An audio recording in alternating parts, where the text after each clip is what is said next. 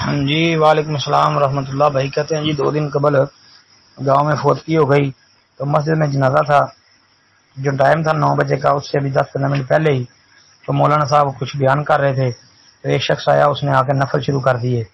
مطلب یہ کہتا ہے المسجد پڑھنے لگ گیا ہوگا، تو کہتے ہیں تیسری صف میں کھڑے ہو کے، تو کہتے جی سامنے میت تھی، تو جب اس کو کہا تو اس نے کہا کوئی حرج نہیں۔